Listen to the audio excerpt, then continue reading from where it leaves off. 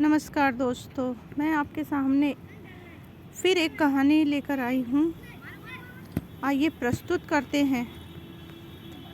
भगवान श्री कृष्ण बचपन में बहुत शरारती थे। कभी गोपिकाओं की मटकी फोड़ दिया करते थे, तो कभी बछड़ों को गायों का पूरा दूध पिला दिया करते थे।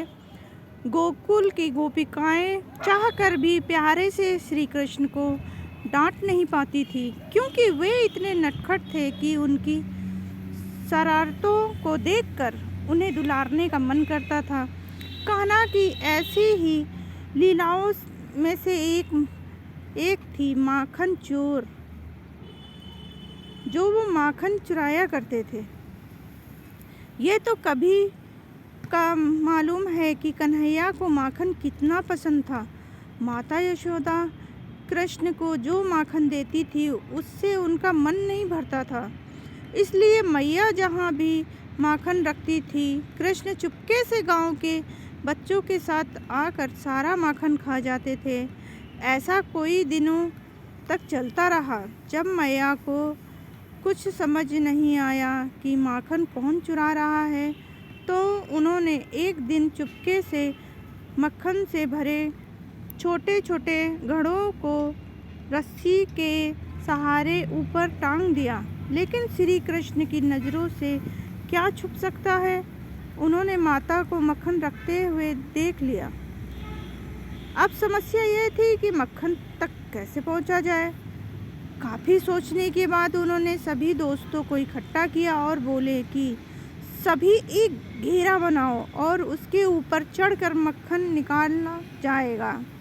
इस तरह से वह उनके सारे दोस्त पूरा मक्खन चट कर गए।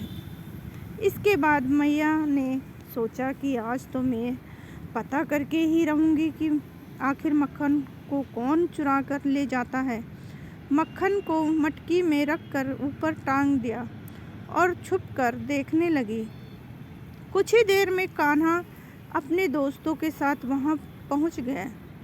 यह देखकर मैया को पूरी बात समझ में आ गई, और जब सभी मक्खन चुराने लगे तो तभी माता यशोदा पहुँच गई। माता को देखते ही सभी बच्चे वहाँ से भाग गए, लेकिन श्री कृष्ण मटकी की रस्सी पकड़कर झूल रहे थे।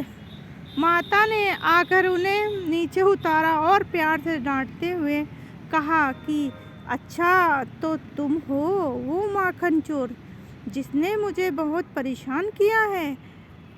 कृष्ण माता को देखकर हंसने लगे, बोले, मैया नहीं माखन खाया, मैया मैंने नहीं माखन खायो।